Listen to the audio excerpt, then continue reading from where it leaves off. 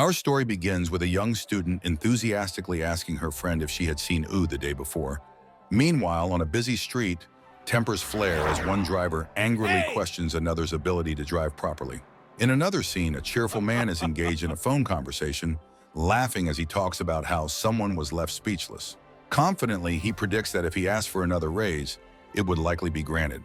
However, his upbeat demeanor shifts as he notices someone passing by and mutters into the phone that his neighborhood must be going downhill, given there's a beggar wandering around. As people in the vicinity glance at a man with long hair and worn-out clothes, he stands there puzzled and unsure of where he is. The protagonist, overwhelmed by the glaring air conditioning and the cacophony of loud noises around him, realizes he is far from the familiar, okay kingdom he once called home. This place is undeniably real, not an illusion, yet entirely foreign. Sweating from frustration, he struggles to think amidst the relentless noise of conversations buzzing in every direction. In his homeland, those who knew the mighty King Yer bestowed upon him the title Emperor of Flames, a name synonymous with doom for anyone who dared face him. His ruthlessness earned him a reputation as an unstoppable force, devoid of compassion. Though he walked among men, his deeds set him apart from humanity. Trails of devastation marked his path, with echoes of screams and the stench of blood as his calling cards. Feared as a god of death, his might was unquestioned. In his relentless pursuit of dominance, he defeated Morden, the revered leader of the dark martial path, and forced the master of the heavenly demon cult to bow in submission. These legendary feats solidified his place as a figure of awe, known universally as the pinnacle of martial prowess. Whether one walked the path of virtue or vice, all revered him as the ultimate god of martial arts. Years later, this once feared warrior sat in a serene solitude on a mountain peak, gazing at a city in peaceful contemplation. With a cup of tea in hand, he reflected on the life he had lived. Those days of chaos and bloodshed felt distant, like a fleeting dream. A soft voice interrupted his thoughts, a woman asking if the wildflowers she had gathered weren't beautiful. He responded indifferently, questioning the joy she found in those scattered blooms. Irritated, she chided him, saying he clearly didn't understand what joy meant. She explained that joy was an emotion that arose from simple, unremarkable moments, filling one with a sense of lightness and laughter. She vowed to share her joy with him until he could find it within himself. Holding one of the flowers she gave him, he marveled at how meeting her had transformed him into someone capable of both tears and laughter.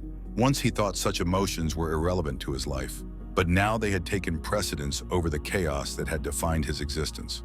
As she found her own happiness, he wondered if he should search for his as well. Perhaps it was time to embrace a gentler, more fulfilling existence. Closing his eyes to meditate, he thought of becoming one with the natural beauty of life, like the wildflowers themselves. Could this be what it meant to transcend to a higher state? In a flash, his body transformed into a swirling tornado of petals, dissipating into the air. When he reopened his eyes, he found himself in an unfamiliar place.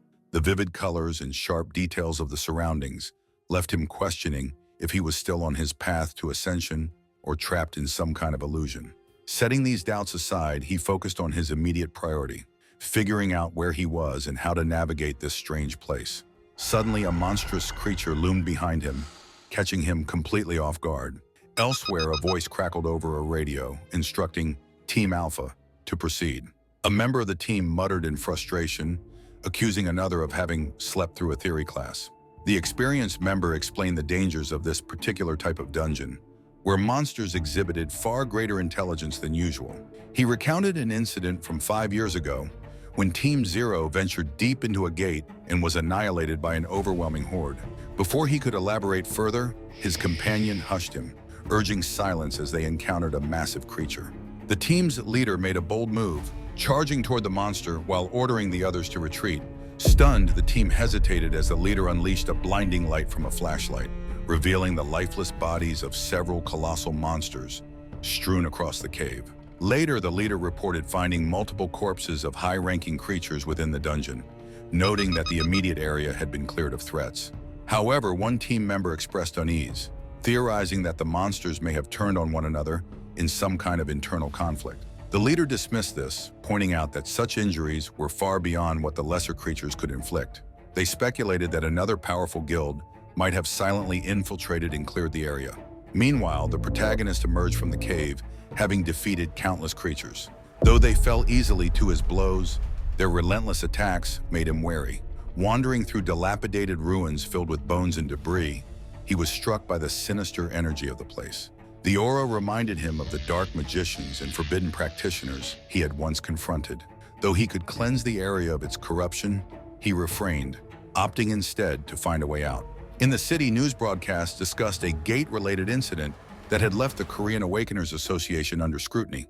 The sudden appearance of gates had led to dangerous power struggles, as guilds competed to secure the valuable resources they contain. At a local restaurant, customers ordered meals while discussing the rising tension caused by these gates. A frustrated delivery worker stormed in, complaining loudly about the dangers he faced and demanding higher wages. Despite efforts to pacify him, he remained adamant, threatening to quit unless his conditions were met. The shop owner, Suntai, sighed in frustration as he struggled to keep the business running amidst dwindling staff and rising anxiety in the neighborhood. The gates had created widespread fear, driving residents away and leaving businesses short-handed. The ongoing challenge of hiring even a single employee left Suntai in a state of constant frustration. The one candidate he had high hopes for had finally settled in the area, but no capable delivery worker seemed to show up. Meanwhile, our protagonist wandered through the streets, noting how drastically different this world was from his own. Yet there were faint echoes of familiarity. He sensed the presence of individuals with energy akin to his own, though far less refined. As he moved through the area, his attention was drawn to a woman, Soang, accompanied by her young daughter. He was immediately struck by the child's unique energy, far purer and brighter than anyone else's. Intrigued, he wondered if this little girl might hold some answers in this unfamiliar world. As he pondered, an abrupt gust of wind swept through the area, catching the little girl off guard. The sudden burst startled both her and her mother, as the child's rabbit-shaped headband was blown from her head. The girl, Hyang, cried out, calling the headband her special treasure, since her father had given it to her. Despite Swang's warning not to chase after it, Hyang darted off to retrieve the fallen item. The headband landed in the middle of the road, and Hyang, feeling relieved to recover it, smiled brightly at her mother. However, she was unaware of the oncoming danger, a car speeding toward her. The moment she turned, her headband was once again lifted into the air by the wind, distracting her. Swang cried out her daughter's name, fear gripping her voice. Before disaster could strike, the protagonist moved with lightning speed, scooping Hyang into his arms just in time. He gently asked her if she was hurt, his voice filled with genuine concern. Hyang nodded, seemingly more stunned than injured, and hurried back to her mother, who rushed to embrace her. Overwhelmed with gratitude, Swang profusely thanked him, her voice trembling. She asked how she could ever repay him for saving her daughter. He brushed off her concerns, assuring her that he had only done what anyone should, and was relieved Hyang was unharmed.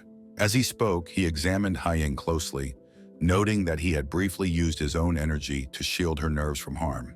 Satisfied that she was safe, he thought she would recover without issue. Soang, still shaken, asked if he had been hurt during the rescue. She insisted they should visit the hospital to ensure he was truly uninjured. Though he assured her he was fine, an embarrassingly loud growl from his stomach interrupted the conversation. Swang and Hyang both paused in surprise. Then Hyang innocently asked if he was hungry.